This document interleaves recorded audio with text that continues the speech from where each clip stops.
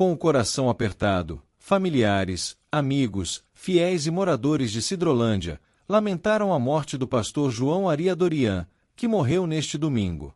O pastor deixa família, muitos amigos e um legado de fé e amor que será lembrado para sempre. A causa da morte ainda não foi divulgada. Nas redes sociais, amigos e familiares prestaram as últimas homenagens a ele.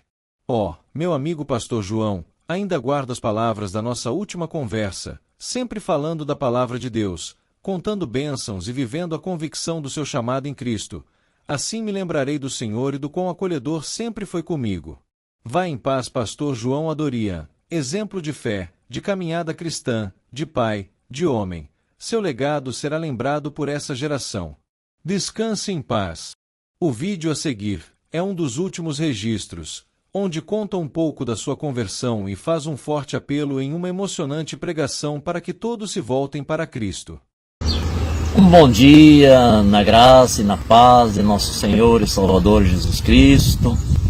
Para aqueles que não me conhecem, eu sou João Aria Dorian, moro aqui em Sidrolândia, Mato Grosso do Sul, e estou passando por aqui para desejar um dia abençoado para você, para sua família, e para fazermos uma reflexão. Nós meditarmos um pouco sobre verdades da nossa vida terrena. Eu vou postar umas fotos depois. Deixa eu ver se consigo virar a câmera aqui. Eu estou num parque de caminhada aqui em Sidrolândia. Nós temos aí uma academia ao ar livre, onde eu faço meus exercícios. Às vezes nós temos que ressignificar. Ali está um parque de diversões que está instalado aqui. Hoje está meio vazio aqui, que o sol já começa a ficar um pouquinho quente, né? Mas é um lugar muito bacana para nós caminharmos. E às vezes é preciso ressignificar a nossa vida. Até há pouco tempo atrás, há um ano atrás, eu tinha uma vida bastante corrida, bastante sedentária. Até eu passar por um momento de enfermidade, ficar desenganado dos médicos, tive 2 comas. E tudo isso fez eu meditar melhor sobre os valores da vida e ressignificar muita coisa na minha vida. Minha alimentação, meu lazer, minhas atividades, meu sono, minhas prioridades. A vida ela é muito efêmera, ela passa rápido demais, isso é. E eu quero lembrar a todos os nossos jovens que estão na força e no vigor da sua saúde física. Desejo que assim envelheça. Mas com o passar dos anos vem o declínio. Hoje é dia 24 de novembro de 2024. Eu estou sentado aqui nesse lugar aqui, tem uns bancos bem bacanas aqui. Eu estava caminhando, fazendo exercício, cansei e sentei aqui para gravar esse vídeo. E nós falta aí 37, 38 dias para encerrarmos o ano de 2024 e adentrarmos, se assim Deus nos permitir, no ano de 2025. E já passou, desde que eu nasci, 64 anos. Eu tenho 64 anos de idade. Quantos anos me restam? Quantos dias? Quantos meses? Quantas semanas? Eu não sei. Nós só sabemos a data em que nascemos e que viemos a esse mundo. Mas o dia que nós vamos partir desse mundo, nós não sabemos. Nem dia, nem hora. E é interessante observarmos que, se estivermos em Cristo, crendo que Ele é o Senhor e Salvador, que Ele morreu, mas ressuscitou e que está vivo, e que Ele morreu para nos dar a vida, dar perdão pelos nossos pecados. Entregou-se naquela cruz, pagou o preço, a dívida do pecado que tínhamos com Deus. Romanos 3:23 diz que todos pecaram e estão destituídos da glória de Deus. Mas em Cristo Jesus, conforme Efésios e tantas passagens bíblicas, fomos reconciliados com Deus, através daquele sangue derramado na cruz do Calvário. E se nós estivermos em Cristo, nós teremos uma vida eterna gloriosa, na presença de Deus. Todo-Poderoso. Não estou falando de religião nem de crença, estou falando de Jesus, o caminho da salvação. Não é verdade que todos os caminhos levam a Deus. Porque o Senhor Jesus Cristo foi muito enfático quando ele fala em João 14,6, aí nem vida aqui nessa terra, na forma humana e também 100% humano e 100% divino. Ele fala, eu sou o caminho, eu sou a verdade e eu sou a vida. E ninguém vem ao Pai a não ser por mim. Queremos ir até Deus, sermos reconciliados com Ele, voltarmos ao nosso estado de filhos de Deus, herdeiros de Deus e co-herdeiros em Cristo. Só tem um caminho, Jesus Cristo. E quanto custa essa salvação? Somente crer. Somente crer. É pela fé. É uma fé que Deus nos dá, porque isso não vem de nós, é dom de Deus, conforme a palavra nos orienta. E essa fé faz nós crermos que nossa dívida foi paga, e ela foi. Que nós fomos perdoados, e fomos. Porque nós nos arrependemos e reconhecemos nosso estado de pecador, e Cristo interveio por nós. Um justo morrendo por nós injustos. Dita essa introdução, eu quero voltar agora onde eu parei na questão de passagem dele. O nosso tempo cronológico, ele não para. O relógio não para. O relógio físico, ele pode até parar. Mas o tempo não para. Ele continua rodando. Os dias continuam passando. Temos amanhecer, temos anoitecer. Temos amanhecer, temos anoitecer. Temos início de dia e fim de dia. Início de semana e fim de semana. Início de mês e fim de mês. Início de um ano e final de um ano. Início de outro e final desse outro. Início de outro e final desse outro. Até chegar o dia que não teremos o amanhã. Tem um provérbio, se não me engano é chinês, também não sei o autor. Ele não é bíblico, mas é um provérbio bastante proveitoso para nós refletirmos. Tenhamos que viver todos os dias como se fosse o último, porque um dia ele vai ser. Um dia nós não teremos o amanhecer. Nós iremos estar na eternidade. E ali, nosso destino já foi selado. Aqui eu tomo a decisão aonde eu quero passar a eternidade. Na presença de Deus ou na condenação eterna sem a presença de Deus. É um fato. Não adianta omitir isso. E a grande pergunta que eu faço, o que nós fizemos em 2024? Nós cumprimos metas? Nós tínhamos projetos? Nós tínhamos sonhos? Esse sonho foi realizado, talvez na totalidade, ou pelo menos parcial, e dará continuidade no ano de 2025, que tem projetos que são a longo prazo, tem projetos a médio e curto prazo. Se o teu projeto era por um ano, alcançou isso? Se não alcançou, não desanima. Apenas analisa onde você errou. O que faltou para alcançar o objetivo? Não atribua culpa aos outros, não terceirize as culpas dos nossos fracassos. Nós somos responsáveis por vencer ou não vencer. Eu venço ou eu sou derrotado? E eu só sou derrotado quando eu deixo de lutar, quando eu deixo de acreditar que em Cristo Jesus somos mais que vencedores, conforme Romanos nos diz. Quando deixamos de acreditar, conforme Filipenses 4,13, eu posso todas as coisas naquele que me fortalece. E quais são todas as coisas? Tudo aquilo que contribui para o bem, para glorificarmos a Deus em nossa vida, para o bem-estar da nossa família, para o nosso bem-estar. Não é tudo que eu desejo para massagear meu ego, massagear meu orgulho, ter soberba, pisar nas pessoas. Não, não. Deus não dá nada disso. Deus dá aquilo que você vai usar sentindo empatia pelo próximo e sentindo amor por Deus, querendo estar próximo de Deus e querendo ajudar teu próximo. Adquirir conhecimento é majestoso. Não compartilhar esse conhecimento é derrota. O conhecimento só tem validade de nós adquirirmos e devemos adquirir para compartilhar. e para ajudar aqueles que ainda não entenderam que precisam buscar o conhecimento. Então o meu conhecimento contribui para o crescimento de outros. O conhecimento de outros contribui para o meu crescimento. Ontem eu estive num culto ouvindo um amigo meu pregar, o pastor Alessandro, junto com o pastor Beto, o pastor Jair e tantos outros irmãos queridos ali, reunidos na casa de oração. E foi uma pregação fantástica que Deus deu ao nosso querido irmão, pastor. E eu pude aprender muita coisa. Eu pude entender muita coisa. Eu dedico muito no aprendizado e também no ensino. Eu trabalho como formador de opiniões. Sou um professor. Mas não considero que eu sei nada.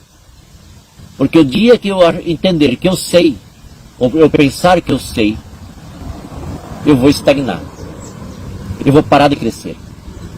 E eu não quero parar de crescer. Eu quero continuar. E para mim continuar crescendo, eu tenho que entender que eu sou pequeno. E me alimentar para ficar maior. E eu nunca serei grande, porque grande é nosso Deus. Grande é nosso Senhor Jesus Cristo. Grande é os meus amigos que me ajudam nos momentos das minhas fraquezas. Grande é os meus irmãos que oram por mim. Minha família é grande, ela me apoia, me ajuda. Meus irmãos de sangue, meus cunhados, meus sobrinhos, as pessoas que se agregaram à família, meus filhos, a minha filha, as minhas noras, o meu genro, os meus netos, meus pastores, meus professores. Esses são grandes, me ajudam, me apoiam, me incentivam. Nós precisamos ter ao nosso lado pessoas que são melhores do que nós. Não queira ser o melhor, porque daí você não aprende nada. Ande com quem é melhor do que você e você será melhor a cada dia. Entenda que nós não entendemos nada mesmo tendo anos de estudo. E aí você vai crescer. E nunca pise em ninguém. Assim como você não quer que pisem em você. Sempre ofereça aos outros aquilo que é bom para você também. Nunca ofereça o pior, ofereça o melhor. E a lei do retorno irá lhe retribuir. Nós temos um versículo fantástico, clássico, no livro de Eclesiastes, capítulo 12, verso 1 a seguir. Lembra-te do teu Criador nos dias da tua mocidade, antes que passem os anos e venham os maus dias, nos quais venha dizer, não tenho neles contentamento. E ele segue dando uma descrição do quadro de declínio do ser humano, da velhice. E nós não nos preparamos para a velhice, achamos que nunca vai passar e os dias estão passando. Eu não me atento que o sol amanheceu e já está se pondo. O sol nasceu no amanhecer e está se pondo ao entardecer. Que a lua já está clareando e amanhã é o sol que está brilhando. E isso acontece todos os dias e eu não me dou conta disso. E quando me dou conta, às vezes é quando chegou uma enfermidade. E eu vejo que o tempo passou. E eu deixei de fazer tanta coisa boa, tanta coisa útil. E perdi tanto tempo no egoísmo, no orgulho, na soberba, no descuido. Coisas que não valeu a pena. Do nascer ao morrer, nós escrevemos uma história. Deixamos um legado. E conforme diz o filósofo Mário Cortella, nosso contemporâneo, você só morre quando você é esquecido. Mesmo que teu corpo físico morra, mas enquanto você for lembrado na mente, no coração de alguém, você está vivo. Teus sonhos darão continuidade na mão de outros, se você souber plantar a boa semente. Se você tem projetos para ajudar pessoas, saiba que você não vai poder ajudar por muitos anos. Vai chegar o dia que você não terá mais força de ir, nem de falar, nem de ensinar, e nem de aprender. Mas alguém, se você construir um bom legado com a tua família, com os teus amigos, com as pessoas que te cercam, ele vai dar continuidade, porque você o instruiu, ou ensinou teus filhos, teus familiares, teus amigos, teus estranhos, não importa. Você ensinou alguém. Você ensina, dá bom exemplo, e talvez nunca mais você vê a pessoa. Mas o ensino e o bom exemplo que você deu está lá dando fruto. Plante a boa semente. Quando Deus fala para lembrar-se, a Bíblia lembrar-se, na Bíblia, melhor dizendo, a palavra lembrar-se, quer dizer de ação. Deus lembrou-se de Abraão e agiu em seu favor. Deus lembrou-se do pacto com o homem e agiu em favor do homem. Deus viu a escravidão do povo dele no Egito, ouviu o clamor dele e agiu e interveio em favor deles.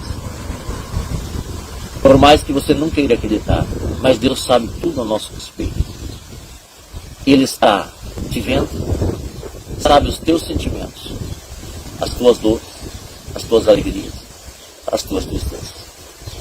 E por que que eu resolvi gravar esse vídeo aqui nesse espaço tão gostoso, hoje está um vento, está uma temperatura já de 28, 29 graus, mas um vento maravilhoso, uma sombra maravilhosa, um verde maravilhoso, que tem pássaros.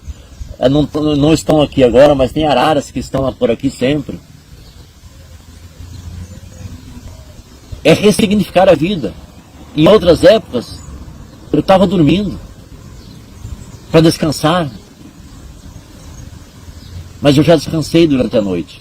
Levantei cedo, tomei meu café, dei o tempo, já fiz minha caminhada, fiz meus exercícios. Isso é saúde, é cuidar do corpo.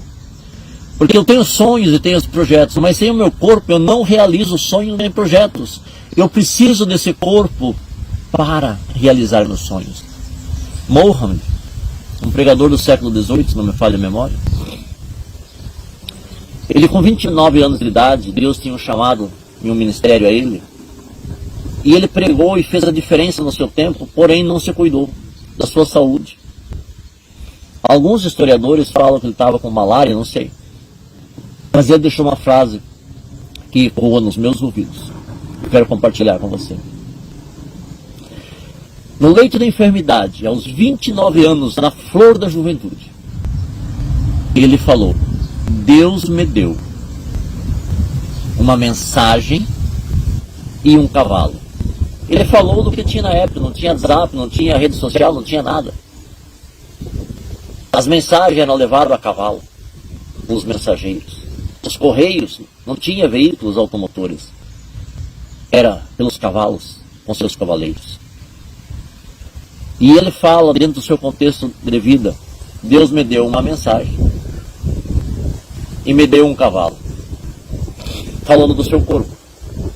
Eu matei o cavalo, quer dizer, eu não cuidei do meu corpo, não cuidei da minha saúde, não cuidei da minha alimentação, do meu sono, e eu matei esse cavalo. Ele reconheceu que foi descuido dele. E agora? O que eu faço com a mensagem?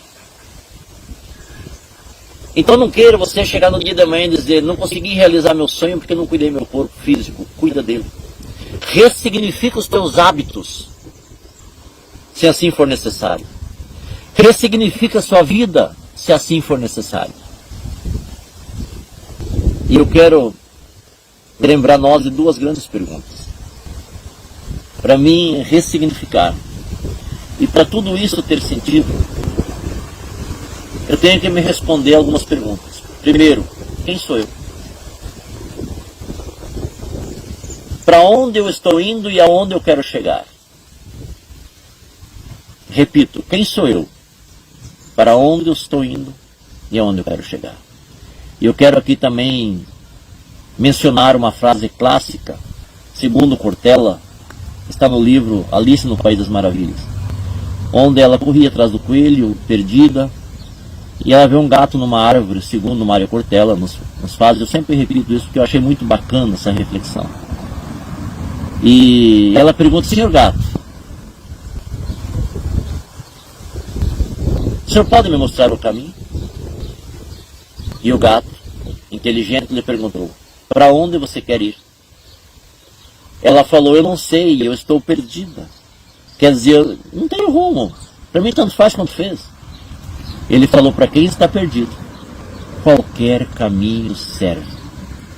Sabe por que que muitas pessoas tomam o caminho da droga? Tomam o caminho da prostituição? Tomam o caminho da corrupção? Tomam o caminho do desânimo? Tomam o caminho de não reagir e entrar em depressão? Tomam o caminho de não cuidar do seu corpo físico e depois estão pagando o preço? Porque não sabem para onde querem ir. Estão andando em círculos. E quem anda em círculos não chega a lugar nenhum. Vai passar um ano, vai passar outro ano, e mais um ano, e mais um ano, e mais um ano, e mais um ano. E ele está sempre: eu quero isso, eu quero aquilo. Mas nunca age em favor de realizar isso ou aquilo. Outra questão, outra pergunta. Descobrindo quem sou eu, descobrindo o que eu quero, aonde eu quero chegar. Aí uma pergunta não menos importante: o que eu preciso para realizar isso? O que eu preciso para alcançar meu objetivo?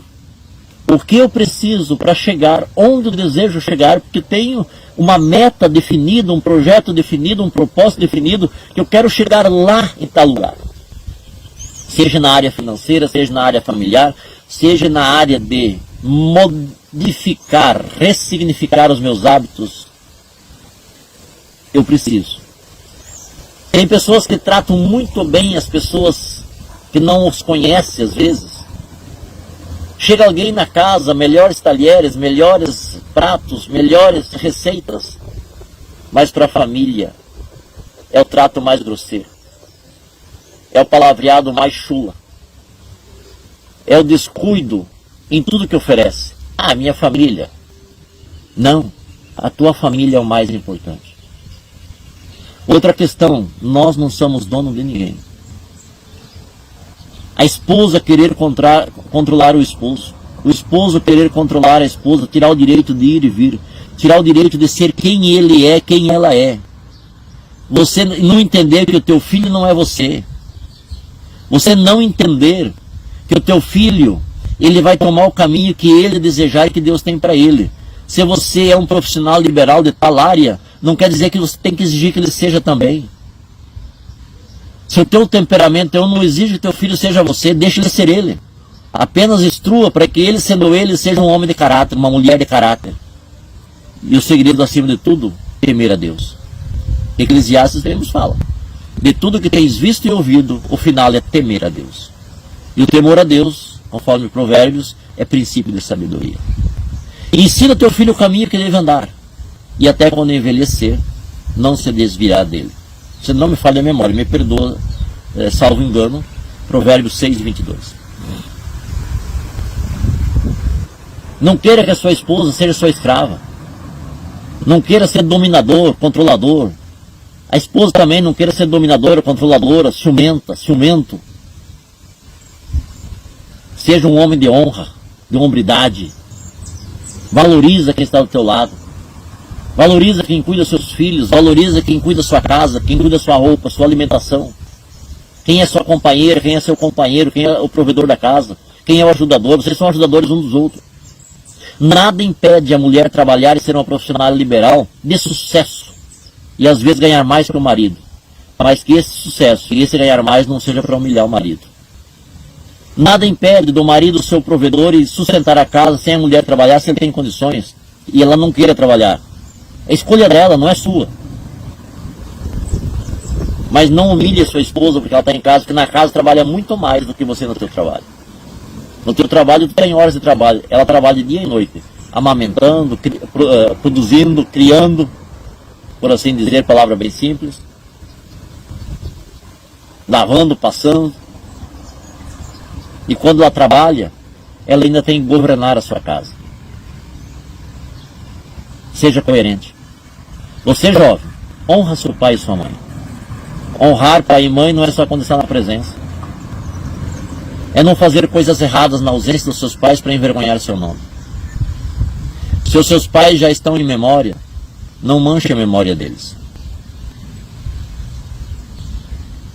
Digamos, eu ouvi uma frase ontem, eu não sei quem é, eu ouvi uma frase ontem.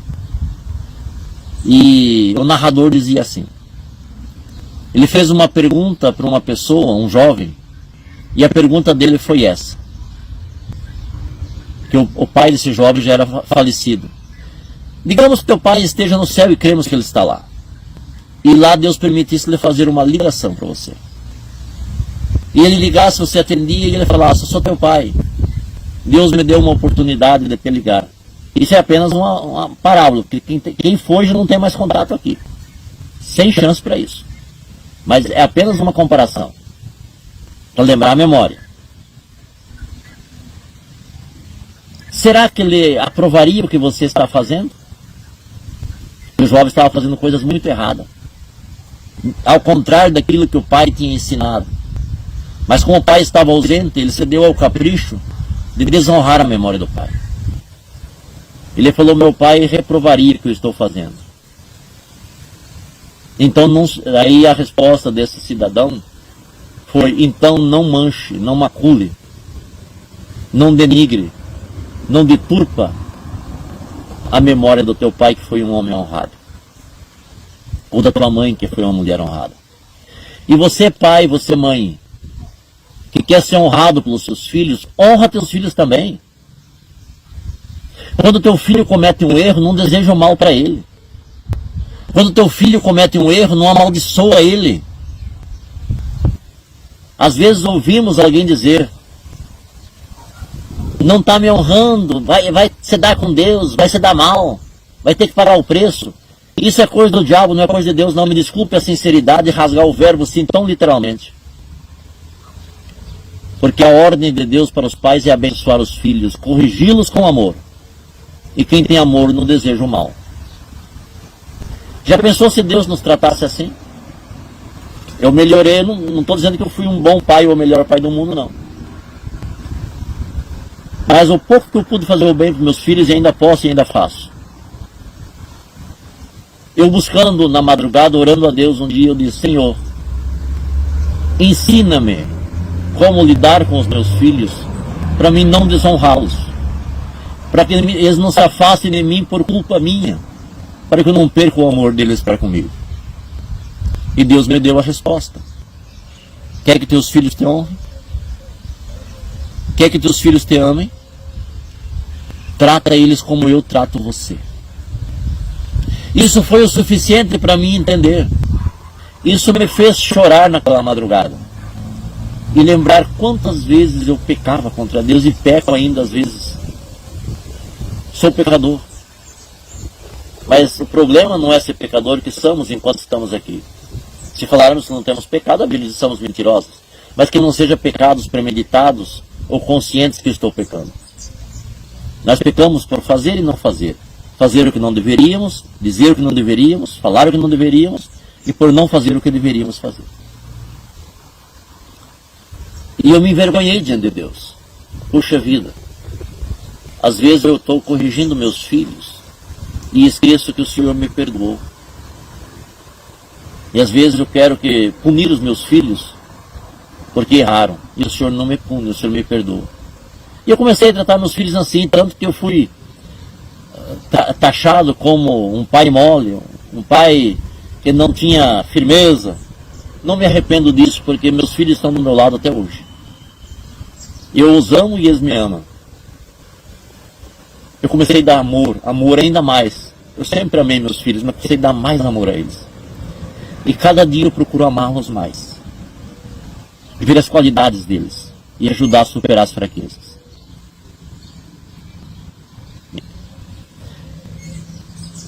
Desta forma, eu quero deixar essa reflexão para nós. O que você está fazendo da tua vida? Aonde você quer chegar e o que você está fazendo para alcançar os teus objetivos? Eu quero ser um profissional liberado, então o que eu preciso? Eu quero receber uma promoção no trabalho, o que eu preciso? Eu preciso estudar, eu preciso ser mais dedicado. Eu preciso fazer a diferença se eu quero uma promoção. Meus patrões vão estar me ouvindo e eles sabem que sempre eu me destaquei nas empresas que eu trabalhei, porque eu não fazia só o que eu era pago para fazer. Eu procurava fazer mais. Errava, falhava. Mas nunca esqueço do que um patrão certa vez me falou. Eu tomei uma decisão, resolvi um problema, mas eu podia ter resolvido numa ótica melhor, que teria dado um resultado ainda melhor. E ele chegou para mim e falou: quem autorizou fazer aquilo ali? Fui eu. Mas por que você autorizou? Porque eu precisava resolver e eu não tinha mais tempo para buscar ajuda nem do senhor e nem do sócio do senhor. Eu tive que resolver, eu estou sendo pago para resolver problemas. E o que estava no meu alcance foi o que eu fiz. Ele falou: olha, se tu tivesse feito assim, assim, assim, o resultado ia ser melhor. Ele me ensinou. Ele falou: mas eu vou te falar uma coisa, parabéns. Parabéns por ter tomado a decisão e resolvido do teu jeito, mas resolveu.